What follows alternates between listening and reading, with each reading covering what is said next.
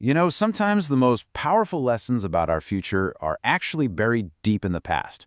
Today, we're going to dig into how the rise and fall of an ancient empire's money might just hold a huge warning for the dollar that's sitting in your pocket right now. Okay, let's just dive right in. The question we're asking today is pretty simple, but it's also incredibly profound. Could the US dollar, the bedrock of the entire global economy, suffer the same fate as the currency of ancient Rome? The answer? Well, it might just surprise you. And it all kicks off with this really incredible discovery. So, to really get a grip on the present, we first have to take a trip back in time. Back to a moment when a few laborers stumbled onto something that would totally rewrite what we thought we knew about ancient economics. So picture this. It's 1847.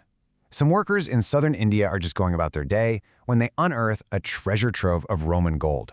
And we're not talking about a few stray coins here. This was a massive hoard.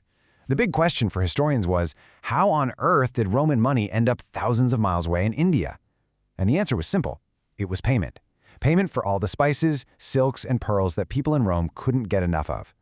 These coins were basically physical proof of a massive early global trade network, with Rome right at the center. And this wasn't some big secret either. You had important thinkers like Pliny the Elder openly worrying about what we'd call a huge trade deficit today. He saw all this Roman money flowing east and thought it was a terrible sign of weakness, a drain on the empire's wealth. But here's the twist. What he saw as a weakness was actually one of the key sources of Rome's incredible economic power. So how does a currency become the global standard anyway? Well, it turns out, whether it's the Roman denarius or the US dollar, the formula is built on a few key pillars. And it all starts with a concept economists have a pretty cool name for: exorbitant privilege. Exorbitant privilege is basically the ultimate economic superpower. When the whole world wants and needs your currency, you get these incredible benefits. For the US today, it means we can borrow money more cheaply than we lend it out. I mean, it is a fantastic deal. And it's pretty much the same kind of sweet deal that Rome enjoyed for centuries.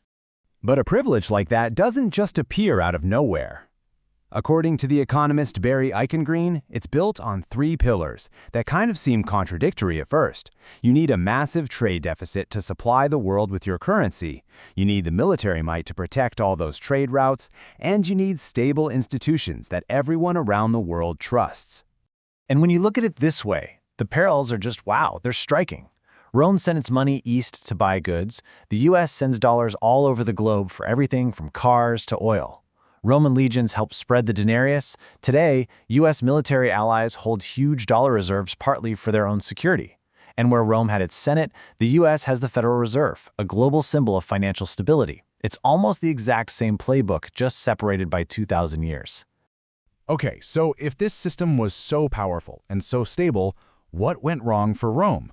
Because this seemingly unbeatable system, well, it had hidden weaknesses, cracks in the foundation that would eventually bring the whole thing crashing down. You see, when you're the center of the world, you're connected to everything, the good and the bad. Those same trade routes that carried Roman coins out and brought silk back in, they also carried disease. The Antonine Plague, which was probably smallpox, basically hitched a ride from the east and just devastated the empire. In a weird way, their powerful currency actually made them more vulnerable. But the real rot, the thing that truly brought it down, came from within. For centuries under the Republic, the currency was rock solid. And then, along came Emperor Nero. After the Great Fire of Rome, he started debasing the currency, mixing cheaper metals into the silver coins so he could pay for rebuilding and, of course, his own super lavish projects. The emperors who came after him just kept doing it, using this weaker money to pay the army and hold on to power. Over time, this destroyed all trust. It created runaway inflation, and by the 5th century, poof, the currency and the empire it supported were both gone. So this, of course, brings us right back to today. And when you look at Rome's slow, painful decay, some economists are pointing to warning signs for the US dollar that feel, well, a little too familiar for comfort. Barry Eichengreen warns that certain policies today look an awful lot like the mistakes Rome made. Talk of curtailing trade, that threatens pillar number 1. Reducing military presence abroad, that weakens pillar number 2. And running up massive deficits while questioning the independence of the central bank, that's a direct attack on that third pillar of institutional trust. Each of these things chips away at the very foundation of the dollar's power.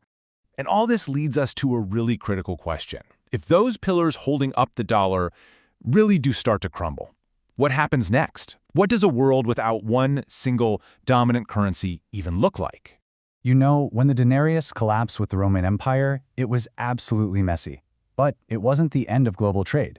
Over time, new powers emerged, and their currencies, like the Byzantine solidus and the Umayyad dinar, they eventually stepped in to fill that vacuum. The world, one way or another, found a way to move on. But here's the thing. Today, we have a really unique problem.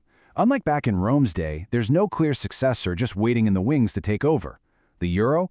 It has economic muscle, sure, but it doesn't have a unified army. The Chinese yen? It's backed by a strong state, but let's be honest, the world just doesn't trust its authoritarian institutions.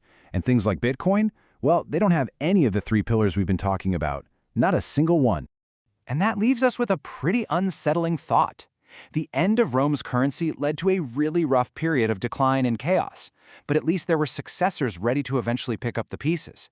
If the dollar were to fall, with no viable replacement ready to take its place, the world could be plunged into a kind of economic void. So the question isn't just whether history is repeating itself, it's whether the consequences, this time, could be far, far worse.